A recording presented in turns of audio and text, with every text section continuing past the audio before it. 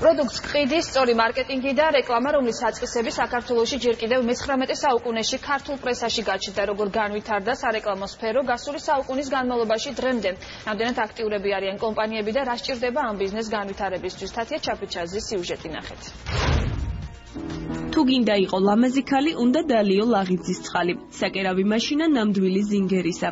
სასადილო ინტელიგენტი 14 სექტემბრიდან გადადის გამოცდილი მზარეულების ბოდელისა და ჩიკურის ხელში. ამ და სხვა განცხადებებით მე-19 საუკუნეში საქართველოში პირველი რეკლამები გამოჩნდა.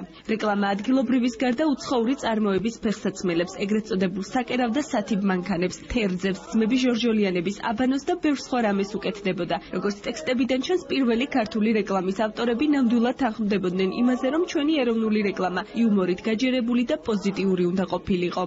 ყველაფერი ის, რასაც გულისხმობდა ევროპა და ევროპული ცხოვრების კულტურა საქართველოში ძალიან მკვეთრად აისახებოდა მე-19 საუკუნის მიწურულის პრესაში. იმ პერიოდში იყო ესეთი მიდგომა, რომ როგორც წესი რეკლამები ფორმდებოდა მხატვრულად სიტყვის თვალსაზრისით, ანუ მხატვრულად დაწერილი ტექსტით იყო მოწოდებული და ხან შეიძლება ეს ჩანახატსაც გვანებოდა, ან შეიძლება ლექსითაც ყოფილიყო წარმოდგენილი.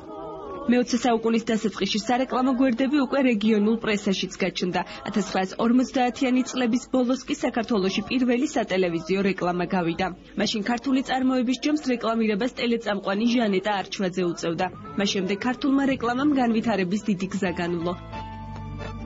დღეს საგაზეთო, რადიო და სატელევიზიო რეკლამებს ინტერნეტ რეკლამის სახით ძლიერი კონკურენტი გამოუჩნდა. თუმცა როგორც ამ სფეროს წარმომადგენლები აცხადებენ, სარეკლამო ბაზარი საქართველოში არც ისე დახვეწილი და მრავალფეროვანია. ყველაზე მთავარი პრობლემა კი საჭირო ფინანსების არარსებობაა.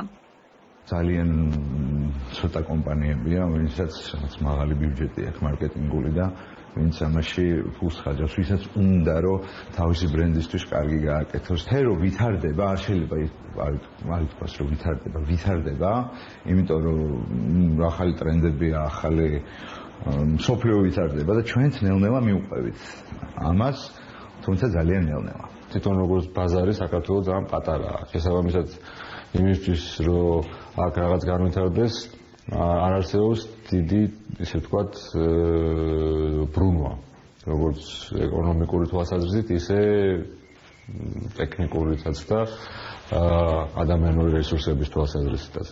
ბრენდინგისა და მარკეტინგული კვლევების კომპანია ბრენდინგ-ჯის დირექტორი ფიქრობს, რომ გარდა დამკვეთების სიმცირისა მეორე ძირითადი პრობლემა სტრატეგიის არარსებობას უკავშირდება. ლევან კობერიძე ამბობს, რომ კომპანიები ხშირად რეკლამის მიზნობრივ ჯგუფებს არ იკვლევენ.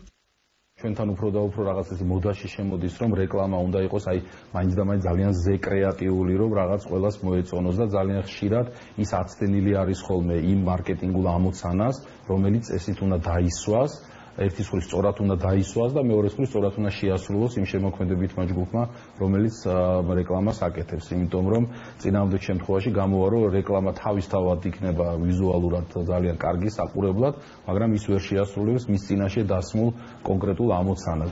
აღსანიშნავია, რომ მე-20 საუკუნის 70-იანი წლების მონაცემებით იტალიაში რეკლამაზე ორჯერ მეტი თანხა დაიხარჯა ვიდრე განათლებაზე.